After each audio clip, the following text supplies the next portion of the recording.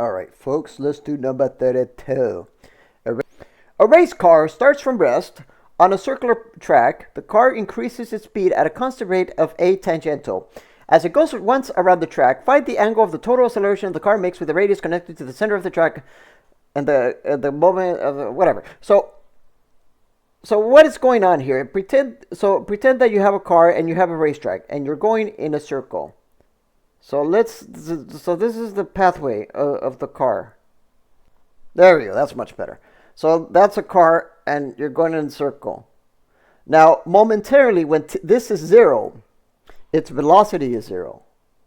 So but it's momentarily its tangential acceleration is going to be a radial. Realistically, this component is going to be zero when it starts. So a radial is going to be zero. But regardless, so a radial is going to vary, and you have a t that's going to be a constant as it goes around the track. Now, find the angle of the total acceleration the car makes with the radius connecting to the center of the track.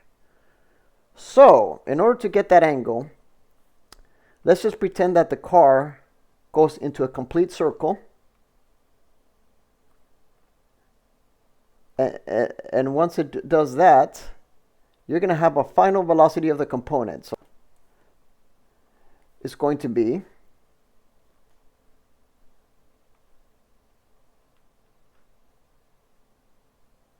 a tangential times the time it takes for it to complete a circle. So I'm going to pretend that the circle has a radius of 1 because it can be an arbitrary circle. We just want to find the time it takes. So in order to do that, in order to get this component, because this is already going to be v, and AR is just going to be v squared over r. So let's write that down. A is going to be v squared over r. And realistically, I don't know how to solve this problem, but I do know my mathematics.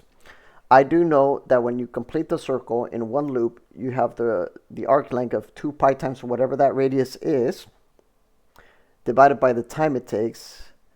And, well, that wouldn't be the speed, would it?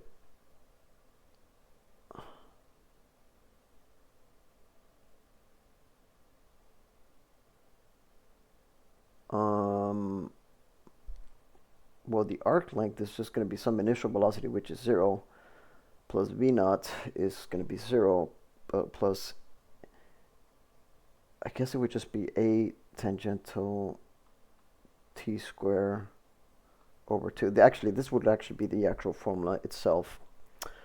Oh, wait, but it's going to have s in terms of it. So s would be 2 pi r. Okay. That makes sense. Okay. See, folks, I don't know how to solve this. It's top of my head, but who cares? So there we go. Beautiful. S is going to be 2 pi r.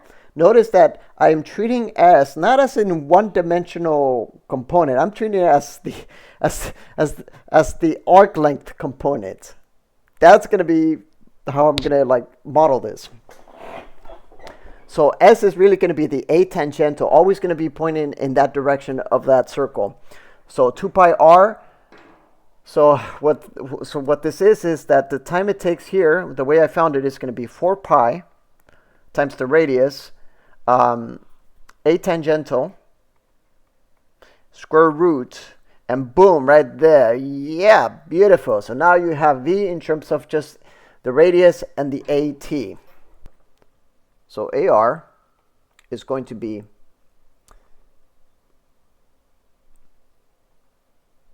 AT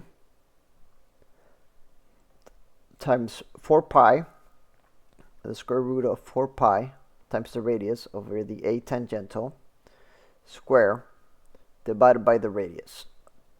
Anyways, once you work it out, this would be 1 over 4 pi.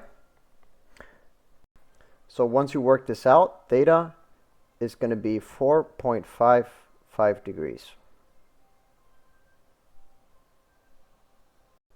And that was the right answer. So notice, folks, that this matches. This is pretty straightforward. Um, it didn't really took much for me to figure it out. Um, um, but realize that actually I can't speak for shit, to be honest. But the mathematics is there, so